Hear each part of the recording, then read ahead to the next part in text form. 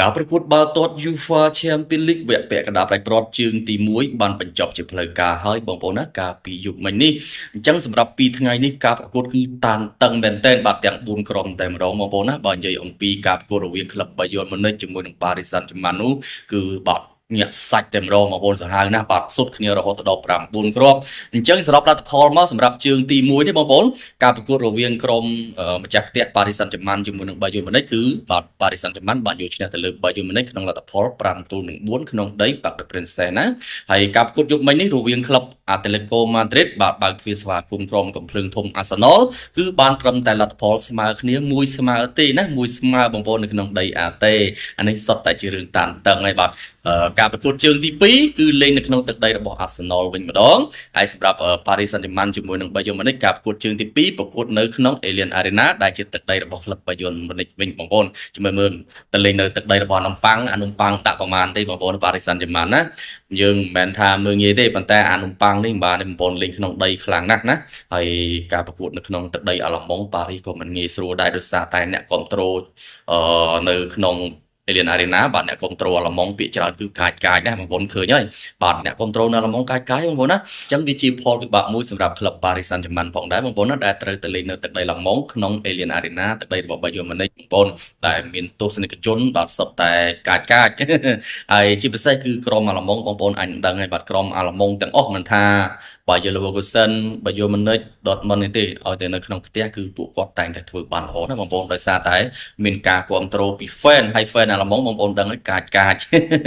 ហើយសម្រាប់ការប្រកួតរវាង Atletico Madrid ជាមួយនឹង Arsenal វិញបងប្អូនណាជើងទី1យើងមើលឃើញការប្រយុទ្ធមិញនោះគឺបាទអាតេគឺវាមានប្រៀបជាងណារៀងមានប្រៀបជាងទៅលើ Arsenal បាទប៉ុន្តែមិនច្រើនពេកទេបាទមិនច្រើនពេកទេហើយការសុទ្ធក៏យើងច្រើនជាង Arsenal ដែរហើយគ្រាប់បាល់ទាំងពីរគ្រាប់នេះគឺរកបានដោយពេលនឹងទីរៀងខ្លួនបងប្អូនហើយបើនិយាយអំពីការគ្រប់គ្រងបាល់យប់មិញរវាង AT ជាមួយ Arsenal បាទ AT គ្រប់គ្រង 52% Arsenal គ្រប់គ្រង 48% ណាការសុទ្ធគឺបាទសរុប AT Madrid សុទ្ធបាន18ជើងបាទខណៈពេលដែល Arsenal សុទ្ធបាន11ជើងណាហើយវាអស់សំណាងរៀងខ្លួនបាទការសុទ្ធគាត់ថាបានពេលនឹងទីរៀងខ្លួនបាទដែលគ្រាប់បាល់ទី1នោះរកបានដោយកីឡាករបាទ Julian Alvarez បាទដោយបាល់ពេលនឹងទីហើយគ្រាប់បាល់ទី2រកបាន Arsenal នោះគឺ Victor Gyokeres បាទខាង Arsenal សុទ្ធដោយ Victor Gyokeres ខាងក្រុម Atletico Madrid សុទ្ធដោយ Julian Alvarez ណាបងប្អូនអញ្ចឹងមើលទៅគឺវាពិបាកដែរសម្រាប់ AT ក្នុងការទៅលេងក្នុងជើងទី2ជាមួយនឹង Arsenal បងប្អូនណាបាទនៅក្នុងដី Arsenal ខ្ញុំគិតថា Arsenal រៀងមានប្រៀបជាងវិញហើយណា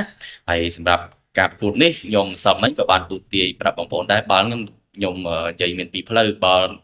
តាមការវិភាគខ្ញុំទូទាយថាមួយស្មើណាឥឡូវវាចូលមួយស្មើមែនហើយមួយទៀតបើនិយាយតាមអារម្មណ៍ខ្ញុំគិតថា AT គឺមានអត្ថប្រយោជន៍ឈ្នះប៉ុន្តែវាអត់ឈ្នះទេបានត្រឹមតែស្មើប៉ុន្តែសម្រាប់អ្នកវិនិយោគក៏យើងឈ្នះកន្លះដែរបងប្អូនណាហើយសម្រាប់យប់មិញនោះគឺផ្ទុកបងបាទនៅក្នុង Telegram គឺផ្ទុកបងណាបាទវាយ Anasser ចូលបាទ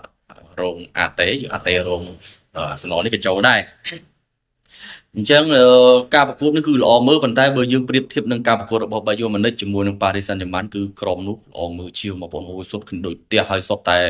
កីឡាករល្អដូចគ្នាបងប្អូនទាំង Bayern Munich ទាំង Paris Saint-Germain បងប្អូនណាវ៉ាអូញាក់សាច់តែម្ដងណាបងប្អូននិយាយទៅវាចំណុចខ្សោយរបស់ Bayern Munich ការប្រកួតជាមួយ Paris Saint-Germain ហ្នឹងវាមាន2ចំណុចណាទី1គឺលេងក្នុងដី Paris ណាទី1ចាញ់ប្រៀបក្នុងដីទី2ចាញ់ប្រៀបអត់មានគ្រូបង្វឹកសម្រាប់Bayern Munich អត់មានគ្រូបង្វឹកបាទគឺ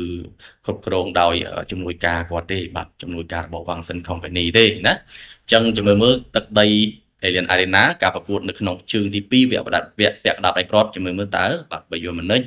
អាចវាយបកបានយកឈ្នះទៅលើ Paris បានដែរទេហើយតើ Arsenal អាចទម្លាក់ AT បានដែរទេណាបងប្អូនចាំជួបគ្នានៅក្នុងអាទិត្យក្រោយបាទអាទិត្យក្រោយលេងបន្តទៀតហើយក្នុងជើងទី2បាទកុំឲ្យខកខានបងប្អូនណាអូខេមានតែប៉ុណ្្នឹងទេហើយខ្ញុំក៏មានជាតម្រុយបាល់3គូនៅក្នុង Telegram ខ្ញុំផងដែរសម្រាប់បងប្អូនដែលអត់ទាន់ join channel Telegram កុំភ្លេច join ទៅដើម្បីមើលការ live បាល់ការទម្លាក់គូល្អក៏ដូចជាបាទព័ត៌មានកីឡាផ្សេងៗបងប្អូនណាខ្ញុំមានទម្លាក់គូនៅ Telegram ជារៀងរាល់ថ្ងៃបងប្អូនបាទអាចចូលតាមដានទស្សនាបាទ link មាននៅក្នុង feed សម្រាប់ Facebook បងប្អូននៅក្នុង YouTube មាននៅក្នុង description សម្រាប់បងប្អូន TikTok ចូល profile គឺមាន link នៅក្នុង bio បាទអរគុណច្រើនសូមគោរពលាបាទ